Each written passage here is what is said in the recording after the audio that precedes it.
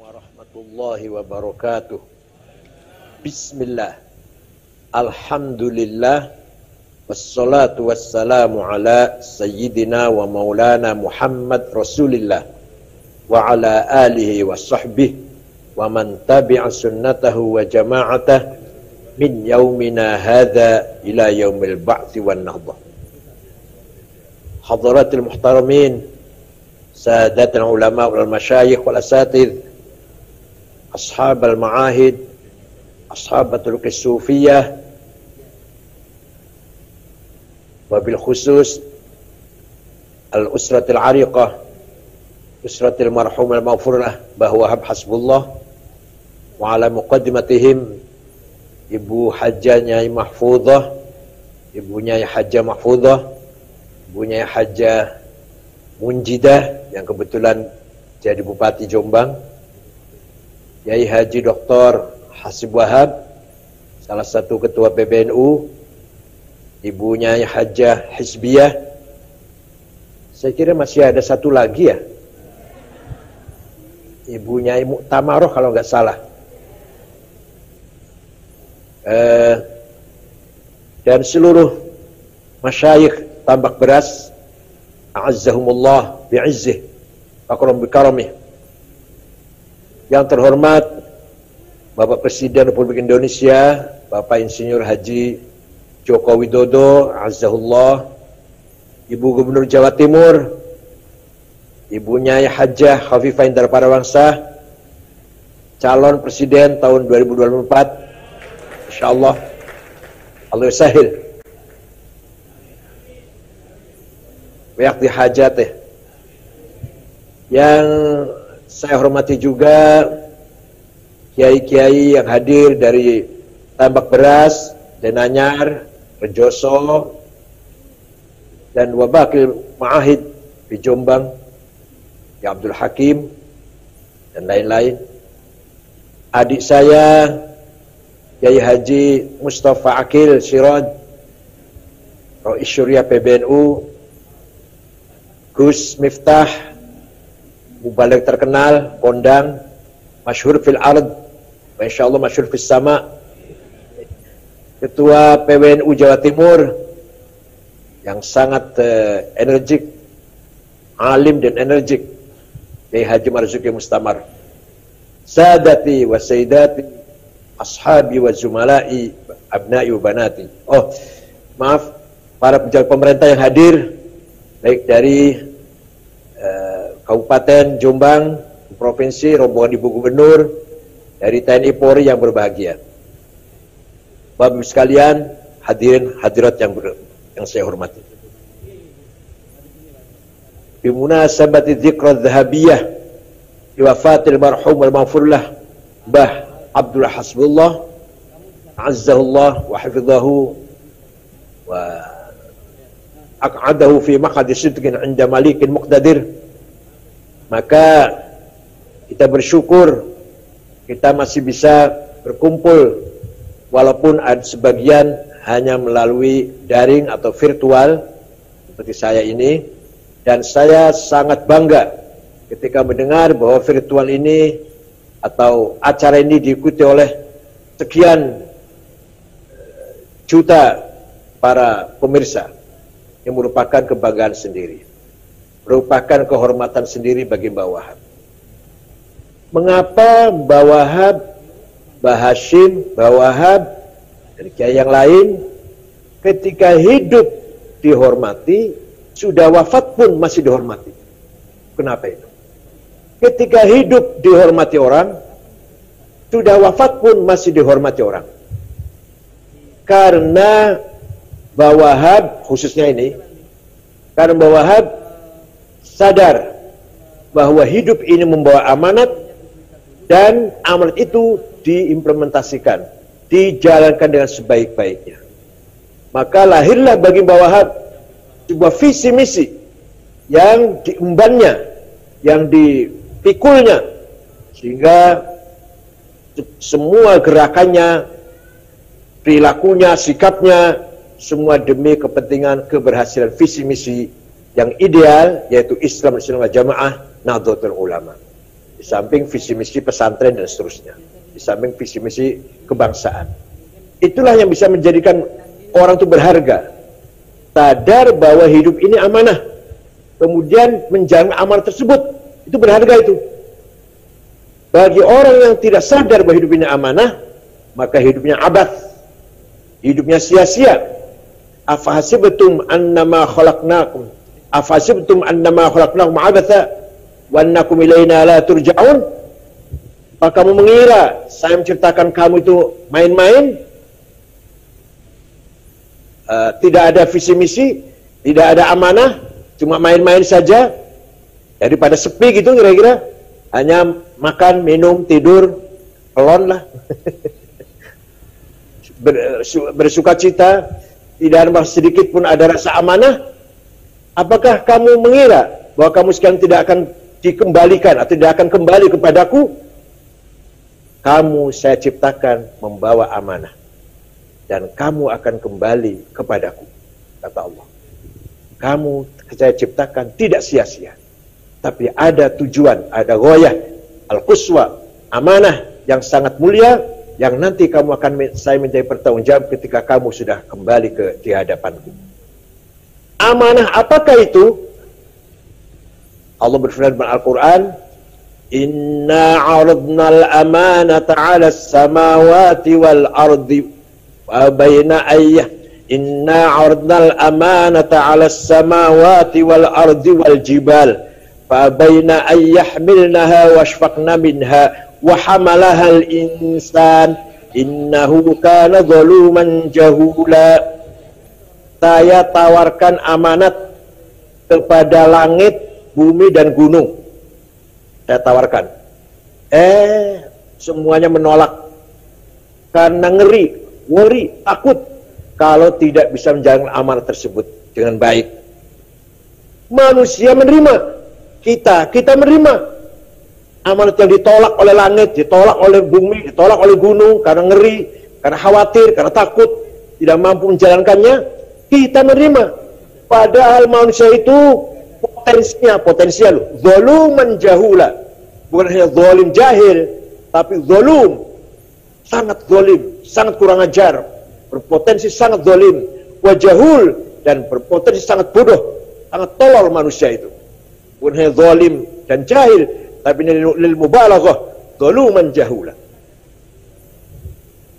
Bicara amanat, maka amanat ada dua. Pertama, amanah samawiyah, ilahiyah, muqaddasah. Amanat dari langit yang bersifat ilahiyah dan suci sakral.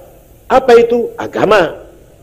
Agama isinya dua, syariah atau akidah dan syariah. Akidah dan syariah merupakan amanah dari Allah kepada kita semua. Alhamdulillah kita warga Nahdliyin umumnya lah masalah akidah sudah selesai. Sifat 20 itulah akoid seket, akoid khamsin, sudah selesai itu. Syariah, ya gimana kita orang santri beribadah sekuat tenaga, semampu mungkin kita menjalankan syariat Islam. Artinya sudah mampu kita menjalankan amanah samawiyah, ilahiyah, diniyah.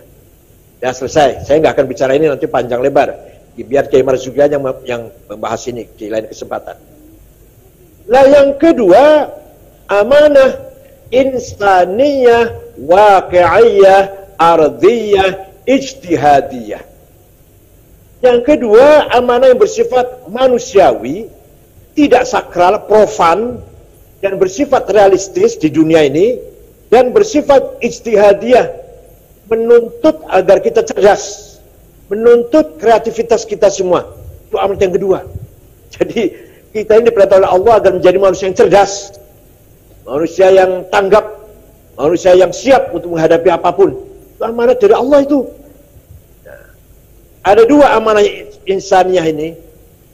Kalau di bidang scientific, culture, humanity, namanya bahasa Arabnya thaqafah. Maka orang yang sempurna dalam hal ini disebut muthaqqaf. Bangsa negara yang maju di bidang scientific, culture, humanity, disebut bangsa yang mutsaqqafin. Amanah yang kedua, hadharah.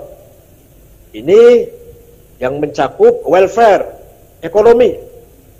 Jadi bangsa yang maju ekonominya, bangsa yang maju materinya, disebut bangsa yang mutahaddir, atau manusia siapapun yang mapan, kaya raya lah, kaya, mapan, namanya mutahaddir.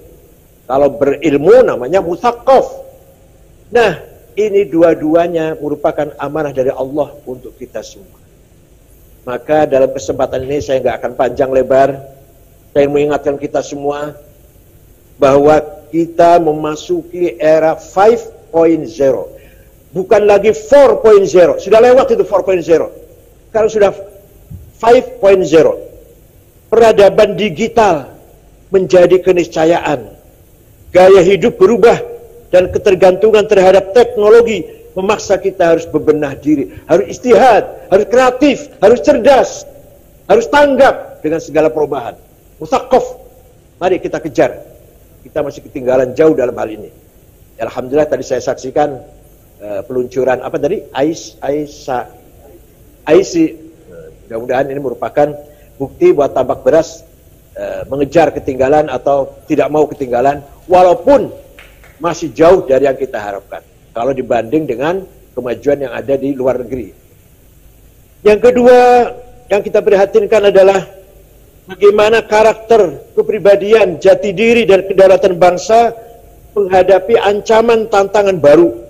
Di saat negara-negara menjadi borderless, tanpa batas, dan keterbukaan komunikasi dan informasi memungkinkan manusia menjadi komunitas global. Kita ini nanti menjadi manusia yang komunitas global kita ini. Manusia global. Yaitu apa?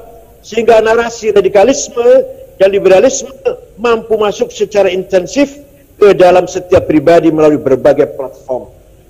Karena kita hidup di era globalisasi, sangat mudah seseorang terpengaruh oleh radikalisme atau liberalisme atau sekularisme. Kita mudah sekali terpengaruh oleh radikalisme bahkan sampai terorisme atau liberalisme sampai ke sekularisme, bahkan sampai ateis barangkali. Ini dengan kecanggihan teknologi yang sangat luar biasa, tidak usah pergi dari rumah, nggak usah keluar dari kamar, bisa buka internet kemanapun, bisa apapun bisa dicari, manusia akan dicetak di situ kalau kita tidak hati-hati. Kepribadian jati diri akan hilang sebagai Muslim al-Sunnah wal Jamaah atau sebagai warga bangsa Indonesia. Saat ini kita juga sedang menghadapi 5 perang. Yang kita hadapi sekarang 5 perang besar yang harus dimenangkan.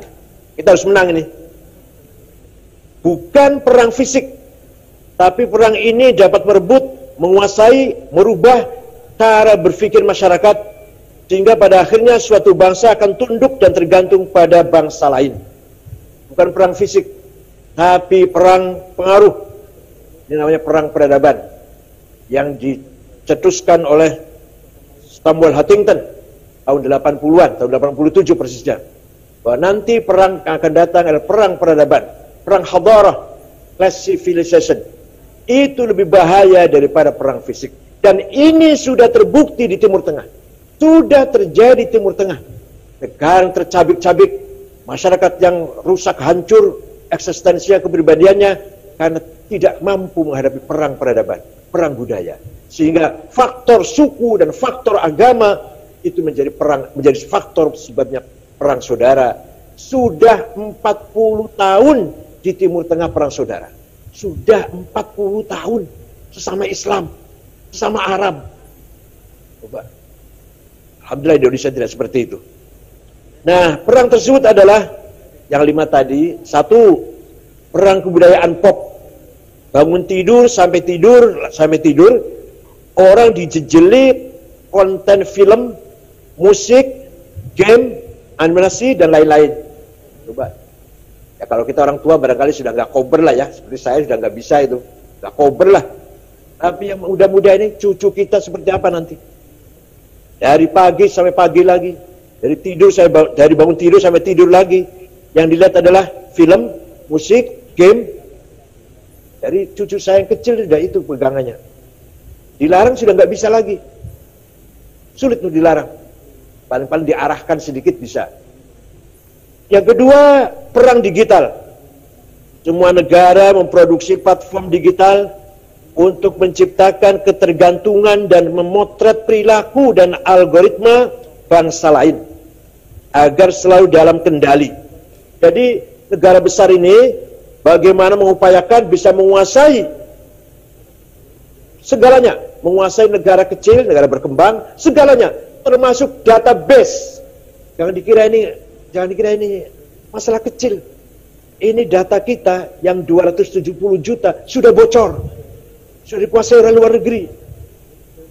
Ada sekian rakyat Indonesia yang sarjana sekian, yang awam sekian, petani sekian, pedagang sekian, yang profesi sekian, profesional sekian, yang masih pengangguran sekian, buta huruf sekian, yang kaya sekian, kelas menengah sekian, kelas bawah sekian, sudah bocor semua data itu. Ini menjadikan kita nanti, ya mudah-mudahan tidak terjadi, kita akan tergantung pada negara lain yang menguasai database tersebut. Kita akan tergantung. Sudah kita nggak bisa lagi mandiri lagi. Ini namanya perang digital. Kemudian, nah ini, dengan adanya COVID-19, ini ada perang baru ini, perang biologi. Apa? Perang vaksin. Negara yang mampu memproduksi vaksin akan menjadi pemenang dalam perang ini. Negara yang tidak mampu, hanya mengimpor saja, itulah negara yang kalah. Padahal pandemi COVID-19 ini sudah sudah bervarian, sudah muncul lebih ganas lagi. Yang namanya Delta itu lebih ganas, lebih cepat menular dan lebih ganas daripada COVID-19 yang semula. Ini membutuhkan vaksin yang canggih lagi, lebih canggih lagi, lebih canggih lagi. Kita belum mampu memberi vaksin yang tahap pertama, penyakitnya atau pandeminya sudah meningkat ke level yang ketiga. Ini akan ada terjadi perang vaksin. Amerika, Jerman, RRC, Tiongkok. Jadi terjadi perang vaksin, kita ini hanya penonton. Bisa cuma importir, itu pun entah uangnya dapat hutang, dapat dari mana, nggak tahu saya. Dapat motong-motong anggaran barangkali. Jadi nanti akan ada perang, bukan nanti, sekarang sedang ada perang biologi, di mana penguasa industri kesehatan, vaksin misalkan, menjadi panglima yang dapat menguasai dan mempengaruhi kebijakan suatu negara. Kita akan didikte oleh negara yang memproduksi vaksin. Mudah-mudahan semuanya hanya berdoa. Kita hanya mau berdoa. Mudah-mudahan tidak separah atau tidak sebahaya yang kita bayangkan. Tapi jelas kita akan didikte oleh negara yang punya vaksin. Itu jelas. Sejauh mana pengaruhnya, itu nanti kita lihat nanti. Yang kelima, perang makanan, air dan energi.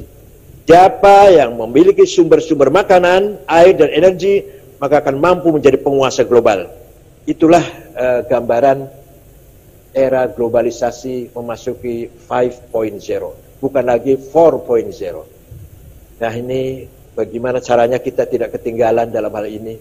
Mari kita dorong para santri terutama kader-kader NU agar menguasai memasuki era digital, tidak boleh ketinggalan dengan pihak lain. Alhamdulillah sekali lagi saya tadi terharu bersyukur diluncurkannya IEC ya, itu menunjukkan kita tidak ketinggalan insyaAllah. Di sisi lain Indonesia sebagai bangsa dan negara yang berdaulat harus mampu menseimbangkan pengelolaan people, planet, property, dan peace untuk memperkokoh eksistensi bangsa. Ini juga luar biasa beratnya itu. Kepedulian terhadap lingkungan dan pengendalian serta pengelolaan polusi sampah, terutama sampah plastik, harus segera dilakukan karena ancaman lingkungan adalah ancaman kehidupan. Indonesia ini juara nomor 2 sampah plastik setelah Cina. Jadi juara, tapi juara buang sampah plastik di laut Indonesia itu. Itu akan merusak ekosistem laut dan seterusnya. Dan ini akan merusak lingkungan dan yang kita hidup di lingkungan tersebut. Kemudian oleh karenanya kita harus mampu memadukan antara teknologi spirituality dan humanity agar tidak terjebak dalam pertarungan global yang melahirkan kolonialisasi gaya baru. Kita harus mampu mewujudkan smart people yang bisa menjawab tantangan zaman, bukan hanya sebagai objek dan pasar dalam kompetisi global. Karena itu, digital talent dan cyber army harus diperbanyak dan diperkuat agar mampu mewujudkan kedaulatan digital di Indonesia, terutama kita warga Nahdlatul Ulama. Saya kira itu. Adapun bicara masalah Haul Mbah Wahab, saya tidak bosan-bosan cerita tentang Mbah Wahab bagaimana berangkat dari tambak beras keliling Nusantara sampai ke Sumatera Selatan, jumpa dengan kiai namanya Kiai Kamil Soleh, asli Semarang, siap menjadi pengurus NU, menjadi pendiri NU di Sumatera Selatan. Kakeknya Pak Taufik Kamil, mantan Dirjen Haji zaman Pak Agil Munawar itu. Kemudian ke Banten Menes, jumpa dengan Residen Abdurrahman, kakek istrinya Pak Hafid Usman. Abdurrahman itu. Menes itu Pak, Bu, sekarang saja saya ke sana males. Sekarang saja jalan sudah bagus lah, tapi masih males, sempit, rusak, belok-belok. Seperti apa Mbah Wahab tahun 26, 20, 27, 28, 30, seperti apa itu? Ya gelap, entah pakai kendaraan apa itu, saya nggak tahu, apa naik sapi apa itu, apa naik kerbau barangkali. Kemudian ke Betawi, Guru Marzuki di Cipinang Muara, jumpa dengan Guru Marzuki, siap menjadi pengurus NU.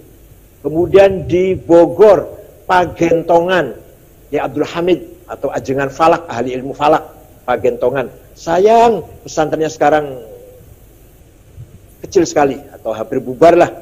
Pesantrennya sekarang hampir bubar, padahal dulu pesantren besar itu di kota Bogor, Pagentongan. Kemudian ke Majalengka, ya Abdul Halim, bapaknya Pak Asep yang punya pesantren Amanah di Mojokerto itu, Amanatul Ummah, itu bapaknya Abdul Halim namanya, dari Majalengka Limunding. Ke Cirebon, jumpa dengan buyut saya, kakek saya yang keempat, Kiai Said namanya, Gedongan. Kemudian buyut saya perintah kepada cucunya Maksum Siraj, waktu itu yang pertama Maksum Siraj kakaknya ayah saya, agar siap menjadi pengurus NU di Cirebon atau menjadi aktif di NU di Cirebon. Kemudian jumpa Kiai Abbas Buntat, jumpa Kiai Syatori Arjawinangun.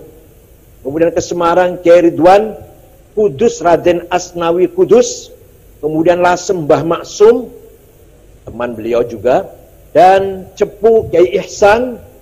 Lombok Timur Maulana Zainuddin, dilobi oleh beliau 1 bulan, Mbah Wahab 1 bulan di Lombok Timur, merayu melobi Maulana Zainuddin, temannya itu waktu di Mekah, teman itu, agar bergabung mendirikan NU. Tidak mau, sudah 1 bulan tetap menolak mendirikan sini Nahdlatul Wathon itu.